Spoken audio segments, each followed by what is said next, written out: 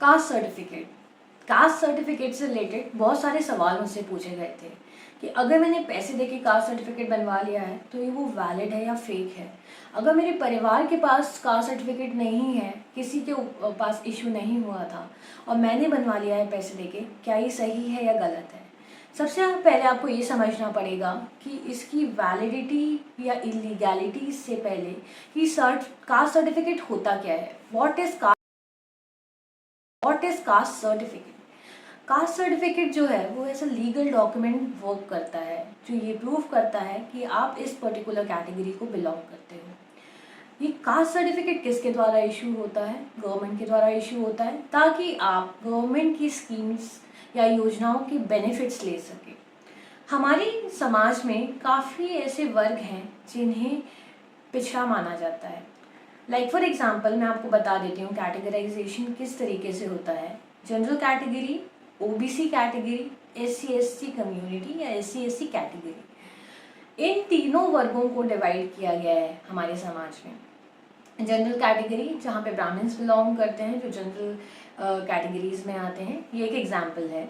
OBC category में भी categorisation है क्रीमी लेयर की एंड नॉन क्रीमी लेयर की। क्रीमी लेयर को इसका बेनिफिट नहीं मिलता है, रिजर्वेशन का बेनिफिट नहीं मिलता है, बट नॉन क्रीमी लेयर को बेनिफिट मिलता है क्योंकि वो समाज से पिछड़े हुए होते हैं, उनके पास एम्प्लॉयमेंट नहीं होता है या फिर उनके पास इतना पैसा नहीं होता है कि वो अपनी ज़रूरतों को मैनेज कर सके। तो गवर्नमेंट के द्वारा इन रिजर्वेशंस के थ्रू उनकी हेल्प की जाती है।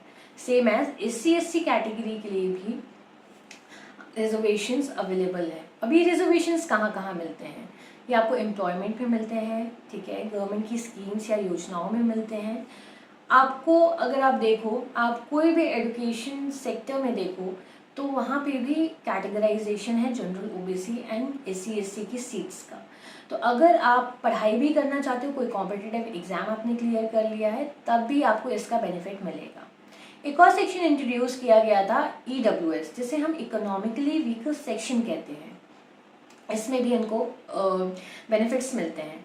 रिसेंटली में काफ़ी सारी ऐसी केस हुए हैं जहाँ पे लोगों ने फेक EWS सर्टिफिकेट बनवा के इन योजनाओं का, मीन्स गवर्नमेंट एग्जाम्स में इस चीज़ का बेनिफिट लिया है। और सिर्फ गवर्नमेंट जॉब्स में नहीं, EWS हमारे एजुकेशन सिस्टम में भी लोग इसे अवेल कर रहे हैं, स्कॉलरशिप्स ले रहे हैं। तो स्कॉलरशिप्स भी एक बहुत बड़ा स्कीम है जो कि प्रोवाइड किया जाता है उन बच्चों को जो अपनी पढ़ाई का खर्चा नहीं उठा सकते हैं या फिर वो पेरेंट्स जो अपने बच्चों को एक अच्छा एजुकेशन नहीं प्रोवाइड कर सकते हैं। तो गवर्नमेंट के द्वारा ये सारी चीज़ें जो हैं वो प्रोवाइड की जाती हैं, बट अगर आप इस चीज़ का बहुत दुरुपयोग कर रहे हो तो ये तो बहुत ही गलत बात है। फेक कास्ट सर्टिफिकेट या फेक सर्टिफिकेट या फॉल्स सर्टिफिकेट अगर आप बनवाते हो तो इसके आपको बहुत सारे खामियाजे भी भुगतने पड़ सकते हैं। रिसेंटली में एक केस आया था, मैं पुलिस में किसी को भर्ती होना था तो उसने फेक कास्ट सर्टिफिकेट बनवाया था, ठीक है। अभी मुझे वो केस स्टडी याद नहीं है क्योंकि मैंने बहुत समय पहले ये चीज़ पढ़ी थी, तो उसे 10 साल की जेल हुई थी। तो अगर ये प्रूव हो जाता है कि आपने फॉल्स कास्ट सर्टिफिकेट बनवाया है या फेक कास्ट सर्टिफिकेट बनवाया है और अगर आप इस मैटर में फंस जाते हो तो आप ये मत समझिएगा कि आप बच जाएंगे, आपको 10 साल तक की जेल हो सकती है। इसमें 6 मंथ से लेकर 7 साल तक की जो सज़ा है वो डिफाइंड है इन BNS सेक्शन 234 में। BNS की सेक्शन 234 में से डिफाइन किया गया है। फाइन भी पे करना पड़ सकता है। अब ये जेल पीरियड कितना एक्सटेंड होगा वो डिपेंड होता है सीवियरिटी पे आपकी, ठीक है। सबसे पहले हम ये जान लेते हैं कि कास्ट सर्टिफिकेट क्यों इशू हो रहा है इंडिया में। देखो, इंडिया जो है ना वो बहुत डाइवर्स पॉपुलेशन है। यहाँ पे हिंदू, मुस्लिम, क्रिश्चियंस, जैन, सिख्स, अलग अलग कम्युनिटी रहती है, ठीक है। तो एक डाइवर्स पॉपुलेशन के साथ यहाँ पे गवर्नमेंट ने ये चीज़, एक कास्ट सर्टिफिकेट का जो बेनिफिट अगर आपको मिल सके उसके लिए ये लॉन्च किया है। नाउ माइनर कम्युनिटी को बिलोंग करते हो तब भी आपको इस चीज़ का बेनिफिट मिलेगा, ठीक है। Like minor community, Sikhs, Jains, इन ये सब आते हैं। अब एक और चीज़ मैं आपको बता देती हूँ, अगर आपने कास्ट सर्टिफिकेट इशू करवाया है तो वो फेक है या आपने किस तरीके से इशू करवाया है ये भी इम्पॉर्टेंट होता है।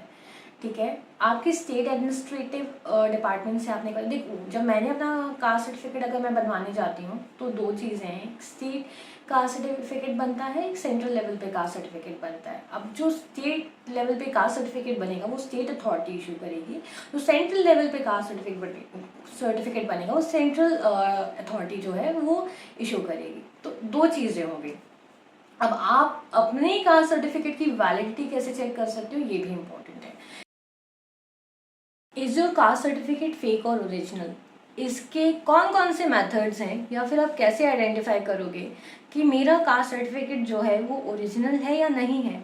बहुत ही सिंपल चीज़ें हैं। सबसे पहली होती है फिजिकल अपीयरेंस, सबसे पहला मेथड है फिजिकल अपीयरेंस का। अब फिजिकल अपीयरेंस से आप कैसे चेक करोगे कि मेरा कास्ट सर्टिफिकेट जो है वो फेक है या ओरिजिनल है। अगर आपने कास्ट सर्टिफिकेट के लिए एप्लीकेशन फॉर्म दिए हैं, सारी डिटेल्स उसकी प्रॉपर्ली फिल करके सबमिट किया है, सारे डॉक्यूमेंट्स उसमें क्लियरली अटेस्ट किए हैं, उसकी स्क्रूटिनी हुई है, देन उसके बाद अगर आपको कास्ट सर्टिफिकेट इशू हुआ है तो उसका फिजिकल अपीयरेंस आप कैसे चेक करोगे, मैं आपको ये बताती हूँ। फिजिकल अपीयरेंस का मतलब होता है कि उसमें जो है ऑथराइज सिग्नेचर एंड सील होना चाहिए। अब वो ऑथराइज ऑफिसर के द्वारा ही होगा। अगर आपको कास्ट सर्टिफिकेट आपके हाथ में है तो उसकी फिजिकल कॉपी के थ्रू तो आप इस चीज़ को जज कर ही लोगे। बहुत इजी सा मेथड है ये। अब QR कोड, कुछ जो कास्ट सर्टिफिकेट होते हैं उसमें QR कोड होता है, वो QR कोड ऑफिशियल वेबसाइट से लिंक होता है। जैसे ही आप उस QR कोड को स्कैन करोगे तो आपकी डिटेल्स क्लियरली आ जाती हैं। हर जगह नहीं होता होगा, कुछ जगहों पे ये चीज़ें होती हैं। तो इस तरीके से भी आप इस चीज़ को वेरीफाई कर सकते हो। ऑथराइज जो ऑफिसर है, जिसने ऑथराइज ऑफिसर ने सील साइन किया है, उसकी डिटेल्स जो है वो स्टेट ऑफिशियल वेबसाइट में प्रेजेंट है या नहीं है। तो आपके कास्ट सर्टिफिकेट में वो चीज़ मेंशन है और वो वेबसाइट में भी प्रेजेंट है या नहीं है, ये भी इससे भी आप चेक कर सकते हो। तो ये सबसे पहला मेथड हो गया फिजिकल अपीयरेंस का। अब ऑनलाइन पोर्टल में भी जाके आप इसे चेक कर सकते हो, ये सेकेंड मेथड हो गया। ठीक है, ऑनलाइन पोर्टल में जाके आप कैसे चेक करोगे, आपका कास्ट सर्टिफिकेट नंबर होगा, उसे डाल के आप चेक कर सकते हो। जो स्टेट ऑफिशियल वेबसाइट होती है, अगर आपका स्टेट के द्वारा जो कास्ट सर्टिफिकेट है वो आपको दिया गया है तो स्टेट अथॉरिटी के द्वारा अगर ये इशू हुआ है तो उसमें जो डिटेल्स हैं या फिर कास्ट सर्टिफिकेट नंबर है उसके थ्रू आप कर सकते हो। ठीक है, उसकी वैलिडिटी चेक कर सकते हो। अब ये जो कास्ट सर्टिफिकेट होता है ना वो लाइफ टाइम के लिए होता है। तो ऑफिशियल वेबसाइट में, मतलब अगर OBC कैटेगरी से आप बिलोंग कर रहे हो, अदर बैकवर्ड क्लासेस से बिलोंग कर रहे हो, फिर स्टेट ई पोर्टल सर्विसेज होती हैं, वहाँ पे से वेरीफाई कर सकते हो। तो ये कुछ मेथड्स हैं जिसके थ्रू आप जाके अपना कास्ट सर्टिफिकेट चेक कर सकते हो। अदर डिटेल्स जैसे कि अदर कंसिडरेशन, अगर थर्ड मेथड आप देखोगे तो आपने कैसे एप्लीकेशन फॉर्म भरा है, फिर आपके जो सेंट्रल लेवल पे जो होते हैं वो SDO होते हैं या फर्स्ट क्लास मजिस्ट्रेट होते हैं जो ये इशू करते हैं। तो ये सारी डिटेल्स जो हैं वो क्लियरली स्पेसिफाइड होती हैं। अगर आपको ऑनलाइन पोर्टल में जाके ये सारी डिटेल्स अवेलेबल हैं, अगर मिल रही हैं, अगर आप इस चीज़ को ऑनलाइन भी देख रहे हो कि हाँ मेरा कास्ट सर्टिफिकेट प्रॉपर्ली बना हुआ है, नहीं बना हुआ है, तो ये सारे मेथड्स आप अडॉप्ट कर सकते हो। अगर आपने फेक तरीके से कास्ट सर्टिफिकेट बनवाया है तो इसके रिपरकशंस या पनिशमेंट्स क्या हैं। सेक्शन 234 ऑफ BNS में इसे डिफाइन किया गया है। ठीक है, फॉल्स सर्टिफिकेट के लिए पनिशमेंट्स जो हैं वो 6 मंथ से लेकर 7 years ऑफ इम्प्रिजनमेंट है, आपको फाइन भी देना पड़ सकता है। तो अगर आपको इन सब चीज़ों से बचना है तो आप प्लीज़ ये सब मत करिए, क्योंकि ऑलरेडी ऐसे काफ़ी सारे केसेस चल रहे हैं इंडिया में जहाँ पे फेक कास्ट सर्टिफिकेट को यूज़ करके लोगों ने गवर्नमेंट जॉब पाने की कोशिश की है, और सिर्फ गवर्नमेंट जॉब पाने की कोशिश नहीं करी है, ऐसी बहुत सारी स्कीम्स हैं जिसका लोग अभी भी बेनिफिट उठा रहे हैं। अगर किसी ने आपकी कंप्लेन कर दी तो इसके रिपरकशंस या फिर इसकी जो आपको हानि है बहुत ज़्यादा पहुंच सकती है, जेल तक पहुंच सकते हैं आप। तो आप जो भी कर रहे हैं ध्यानपूर्वक कीजिए, ऐसा कुछ मत कीजिए जिससे कि आपकी पूरी लाइफ बर्बाद हो जाए। So this was the important update on my YouTube channel. आप मुझे फेसबुक इंस्टाग्राम में फॉलो कर सकते हैं। अगर आपको मेरे वीडियोज़ बहुत अच्छे लगते हैं तो आप अपने फैमिली, फ्रेंड्स एंड रिलेटिव से भी शेयर कर सकते हैं। तो ये सारे सवाल मुझसे पूछे गए थे, तो इन सारे सवालों का आंसर्स मैंने आपको किया है। एंड आई लाइक कि लोग क्वेश्चंस करते हैं कमेंट्स के थ्रू। वो मुझे मोटिवेशन मिलता है कि मैं और वीडियोस आपके लिए बनाऊं। और मेरी यही कोशिश है कि जो मैं पढ़ रही हूँ, जितना ज्ञान मेरे पास है या जितना नॉलेज मेरे पास है, मैं आपके साथ इम्पार्ट कर सकूँ और शेयर कर सकूँ। So bye everyone and thank you for listening to me. और मेरे चैनल को सब्सक्राइब करने के लिए भी थैंक यू।